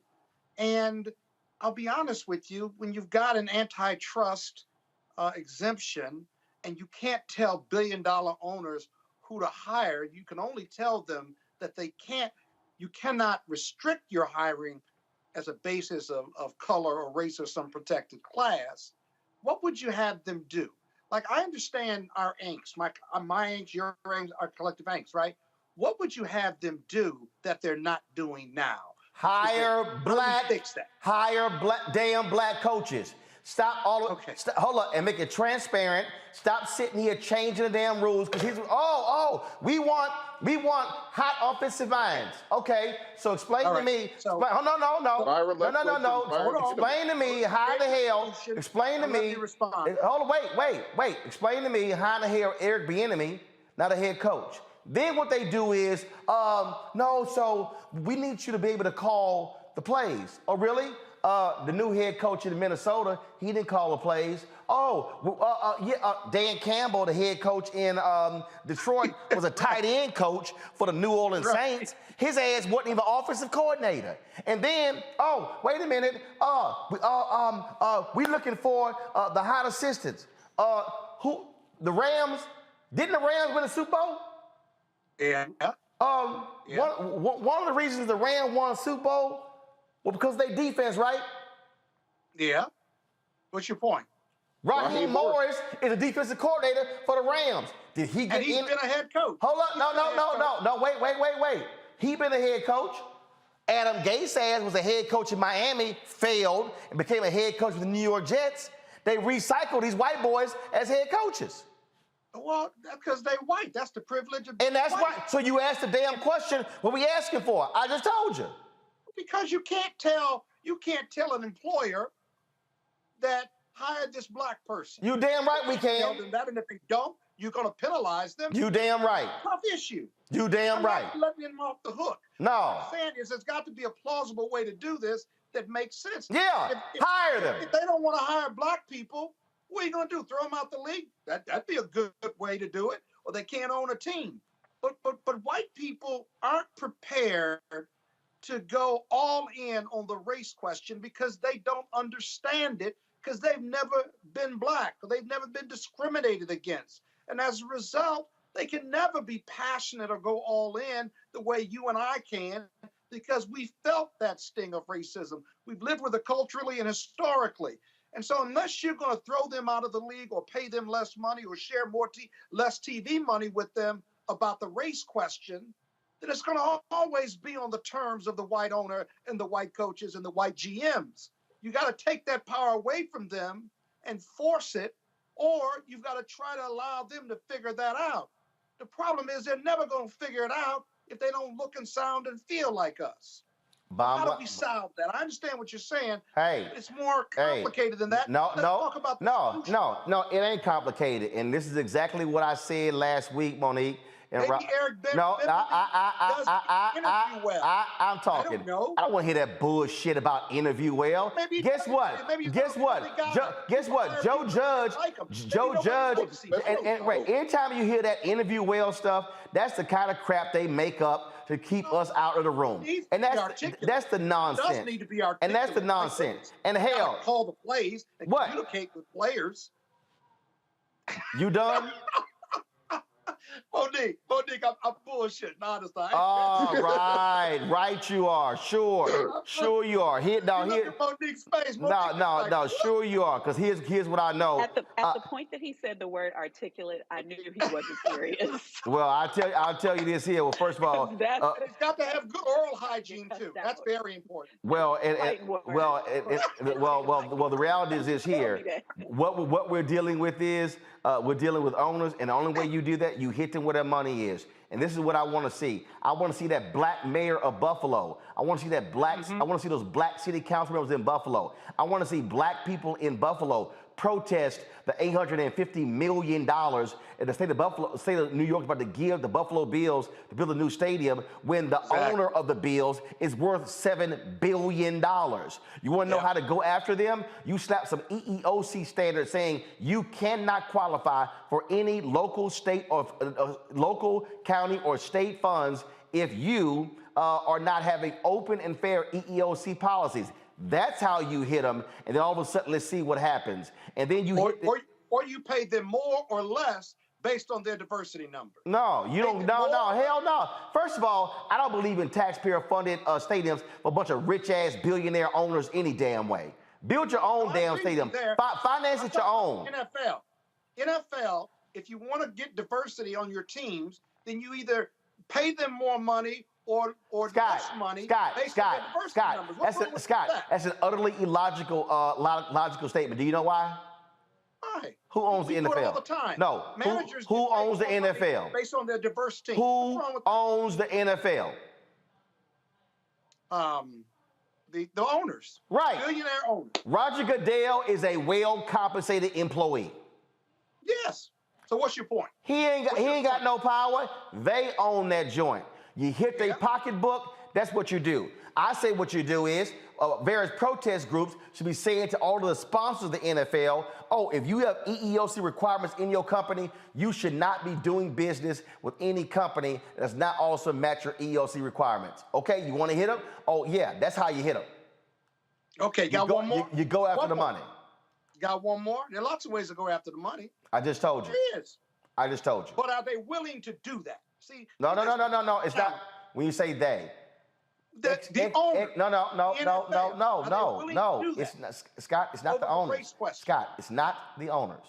External pressure has to be applied, and when you impact their pocketbook, then they pay attention. That's what happens. All right, y'all, real quick before I go to a break. Senator Susan Collins is the first Republican to publicly announce she will be voting to confirm Judge Ketanji Brown Jackson to the Supreme Court. Kill music, please. Collins said in a statement, kill the music, please. After reviewing Judge Ketanji Brown Jackson's extensive record, watching much of her hearing testimony, and meeting with her twice in person, I have concluded that she possesses the experience, qualifications, and integrity to serve as an Associate Justice on the Supreme Court. I will therefore vote to confirm her to this position. The Senate Judiciary Committee is scheduled to vote Monday to refer Jackson's nomination to the full Senate. A final confirmation vote is expected later next week. Jackson will take the place of retiring Justice Stephen Breyer on the Supreme Court, term beginning in October, and of course would be the first African-American female on the U.S. Supreme Court. When we come back, our Tech Talk segment next on Roland Martin Unfiltered on the Black Star Network. Now, did you ever want to do a soap opera? I did it before, Another World. I did it years ago. With Joe Morton, Morgan Freeman, called Another World. It's the funk now, but that's how I started in TV. My first job. My very first TV job. Joe Morton and Morgan Freeman were on a soap opera? Together. Yes, I know. Oh, I loved it. I played a prostitute. I was real raw. My name was Lily Mason. I was a hoe on Tuesday, and then I owned the town 2 weeks later. That's how they do you. Right, that's how soap opera. You evolve. Yeah. Right. So now I'm on this, but I'm rich right from Jump Street. So I'm loving it.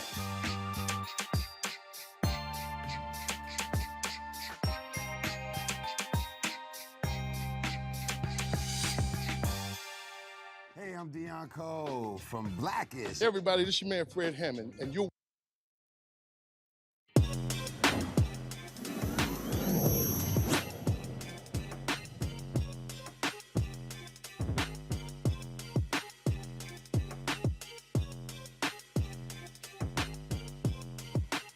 All right, folks, every Tuesday we have our Tech Talk segment, the color of the world through the lens of the Black experience. That's what this Black entrepreneur and his wife want you to do when you download their app. Color Noir is a visual ode to Black culture through the form of an adult coloring book.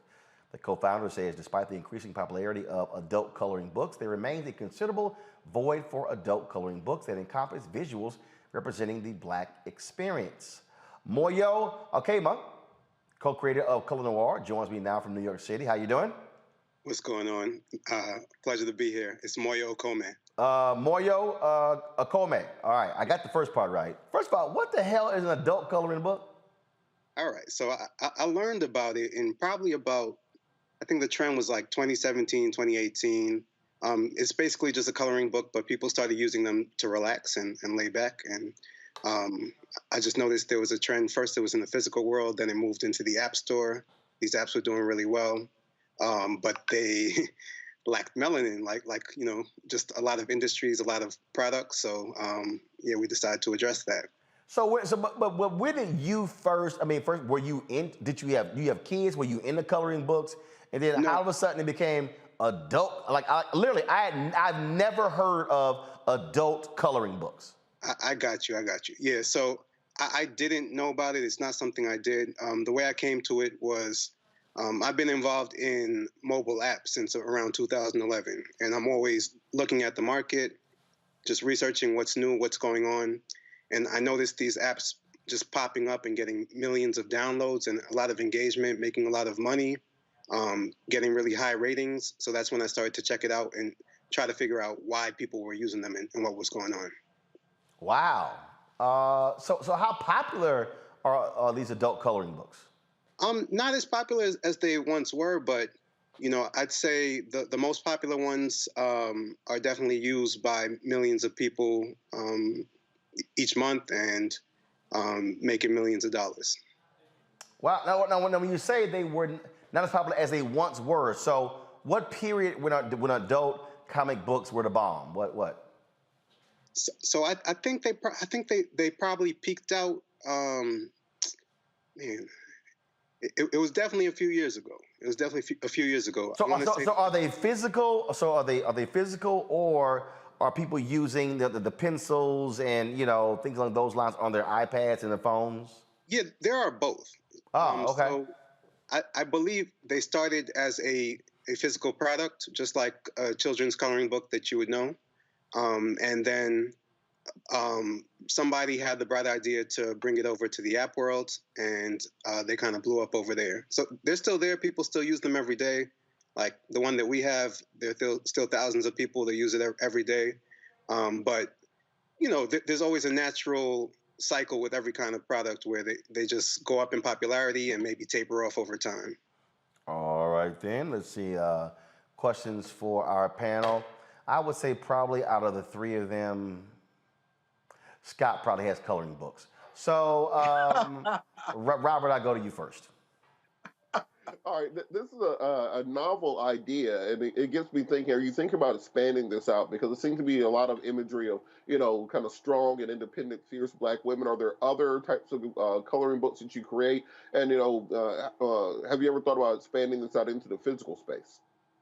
Yeah, we actually did expand it into the physical space. We had a Kickstarter around last October, November, and so there's a physical version now. People, we started out aiming at adults, but people use it. I hear grandparents using it with their grandkids, their adults using it, their children using it. So, yeah, we definitely did that. And, it's just been, it's a side project and a passion project for me. So it's not something I'm looking to, I guess, get investment for and scale, but as long as there are lots of people enjoying it, I want to keep on growing it. And making it successful. And follow-up question, have you ever thought about partnering with I know this is going to sound funny. Have you ever thought about partnering with marijuana distributors or edible distributors to make this kind of like a package deal? Because I could see somebody wanting to color after, kind of partnering with other industries. Have you thought about making a package? I can't say I had that idea. You got my wheels turning right now. Maybe I need to have a conversation with you. So we got what we got. We got sip and paint parties, and what you want to have, puff and color parties. Oh boy. Yeah, look, Let him come I'm not back saying all I the time. partake, but I'm just saying Let him it would come be back fun to all the color. time. No, I think Robert wants to have target practice in coloring sessions. You're lying. Monique, go ahead.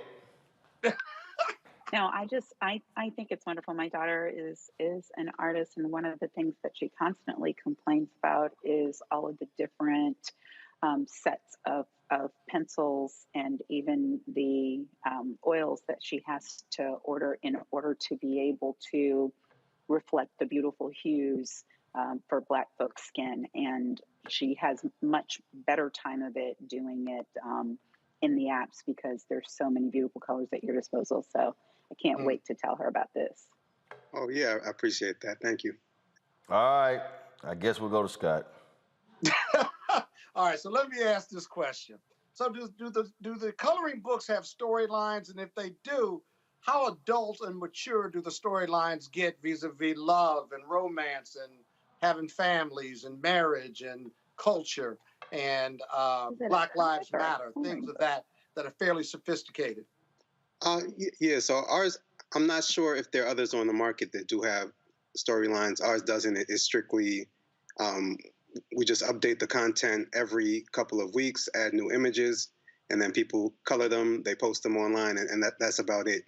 I'm not sure if storyline. We don't have that. No, you obviously being able to color different shades of Black women and Black men and their wardrobe. How much time do you put into the design part and really what your messaging is since there are no storylines? Yeah. So at this point, I don't work on the design myself. There are artists on my team who help with that. So the art comes in a couple of ways. So one is that there's an artist in Ghana who did this cover image that you see here, and we licensed that from him. And then artists on my team turned that into line art, and we upload it.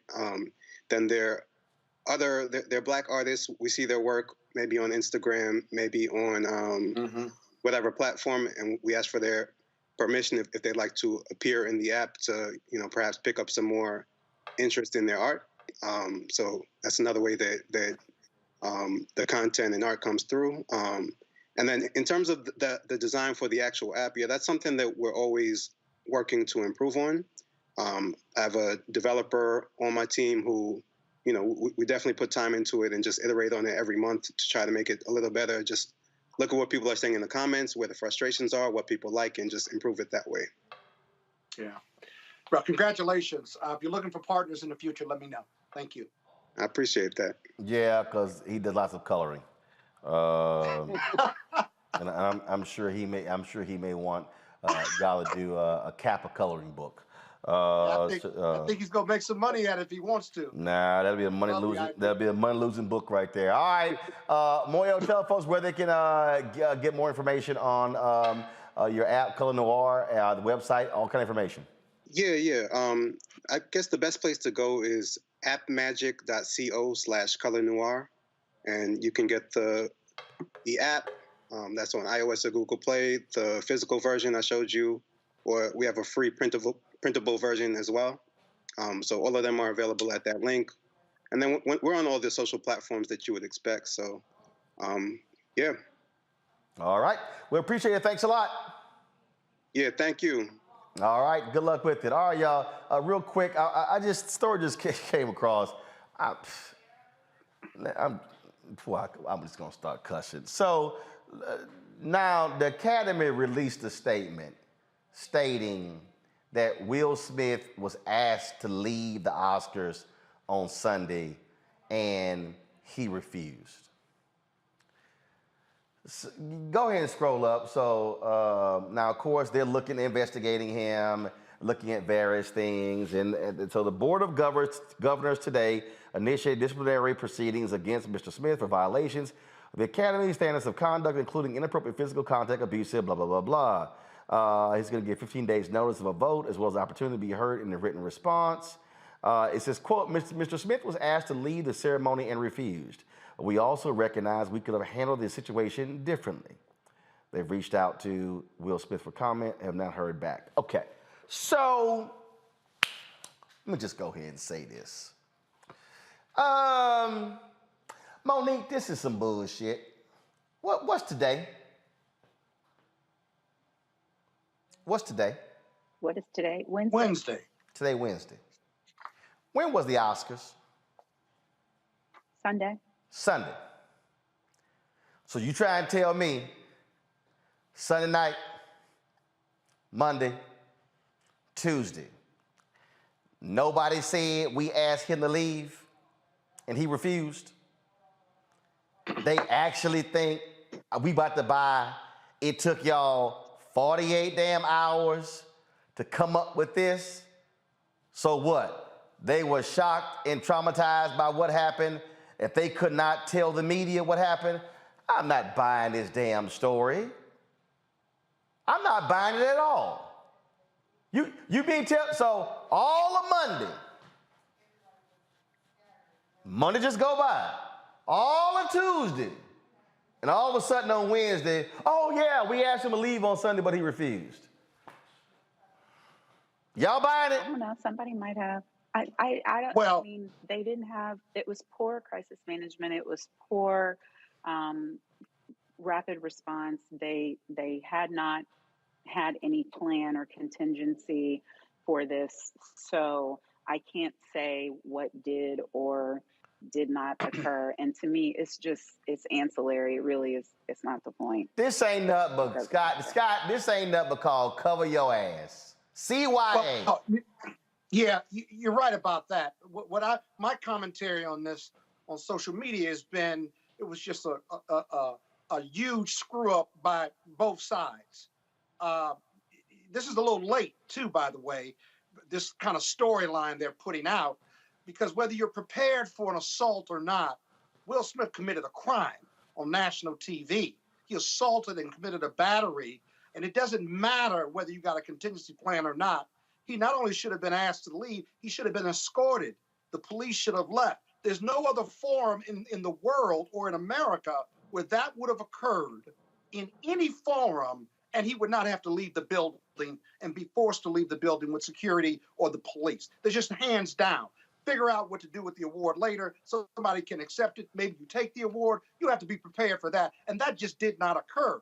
Now, when that didn't occur, you mean except for the all award, sporting then events. you're endorsing that violence, whether you like it or not. You just are. And so this was a failure across the board. It's unfortunate that it happened. Don't get me wrong. I certainly don't endorse it. But then the Academy has to take some responsibility. And now, what are they going to do? Take the award or barring from suspending from the Academy? Hell no. Everything else is underwhelming. Let's be. I don't really care. You mean except for sporting events, right, Scott? Because every time there's a fight in a sporting event, sure. the person doesn't get arrested. Yes, you do. No, you don't. You don't. You mean if it's the player, no, you don't. the professional player? Yes. Obviously. Oh, you get thrown out of the game. I don't care what game it is. You get thrown out of the game. Sometimes you get ejected. Sometimes you got to go. Sometimes, into whether it's the dugout or whether name it's me a the room. professional But you don't. sport But law enforcement that you don't does get not thrown come out right of a in and arrest game you. if you assault someone. If you walk on the court or the field and physically punch somebody because you don't like what they said and you don't get suspended or ejected. Robert, you're in the twilight zone right now. Yeah, he is. Yeah, he is. Robert, go ahead. I am. Yes, Name me another forum where you assault somebody and you get to stay and pick up an award. Scott, it's called hockey. It's called hockey. Robert, go ahead. You get fighting. Look, Roland, I think my biggest issue with this is the normalization of violence when it comes to black men. Because if that was Amy Schumer telling that joke and Will Smith got there and slapped upside the head, they would have took him out there in shackles. And we all know that. And this is the issue that I have with. And so, Scott, he's talking. Go. I'm agreeing with you. Well, agree silently. Just nod your head. And so to this point, I do think the Academy, what they really were doing was they took Monday to look at what public opinion was. They wanted to see what the media coverage was about around it. And then when it started turning against Will Smith, that's when they decided to come out and say, look, we tried to get him to leave and he wouldn't. I think that they never had a contingency plan, because this really hasn't happened since John Wayne tried to slap a Native American woman at the Academy Awards back in the day. So all across the board, this was a hot ghetto mess. The only person that we saw really comport themselves as an adult was Chris Rock, because Chris Rock could have very easily escalated this to a whole nother level and turned this thing into WrestleMania. So I think across the board, the Academy's going to have to put some contingencies in place going forward. I do think Will Smith will probably be banned for life from the Academy Awards, which I think is just part of it. Like an adult. Okay, hold up. What? Are you letting her talk over? Well, first of all, he finished. Comported herself as an adult with dignity and with grace. It is certainly not true that Chris Rock was the only one who comported himself as an adult. And part of being an adult is to not render verbal abuse for jokes from white folks. So I'm not condoning, and I don't even want to talk about assault. I'm sick of it. 15 seconds, it's done. But let's not do this thing where it's poor Chris Rock and damn Will Smith, and it don't even matter that Jada was the original person who was wounded and insulted. Let's just figure out what the Academy is going to do. They're not going to do a damn thing. They're not going to do a thing. Well, first of all, I believe Robert is absolutely correct. In terms is, Chris Rock could have responded. How he responded was absolutely He was stunned. I'm not done. He turned the other cheek. And yes, he was indeed stunned. And what he did was gathered himself, went back to presenting the award for Best Documentary, and then gave Questlove and his team their moment, presented them the Oscars, and yes, was indeed shocked and stunned by it. And so it could have escalated. He chose to de-escalate. But the issue that still stands is this here. We don't know what the Academy is going to do, but let me just say this here. Will Smith ain't losing his Oscar. Because if you want to take Will Smith Oscar, how in the hell would you give Roman Polanski an Oscar in absentia after he acknowledged raping a woman and fleeing the country? A child. And fleeing the country. A child. Fleeing the country. Are you going to take any of Harvey Weinstein's Oscars? I mean, if we want to go down that path, the Academy, we can go down that path. Because you know what? If you want to go there, let's snatch whatever the hell John Wayne got for being a violent, racist son of a bitch. No, I don't think they want to go there. No, I don't think you want to go there. Because, see, you go there, then you really open a can of worms. So, yeah, I think there'll be some action taken. I wouldn't be surprised if it's at least a year suspension from the Academy or something along those lines. I doubt very seriously it's going to be a lifetime ban. But again, I think this is still CYA. I think this is CYA that you came out on Wednesday saying, oh, we asked him to leave. Nah, I ain't buying it. All right, y'all. That's it for us. Last one.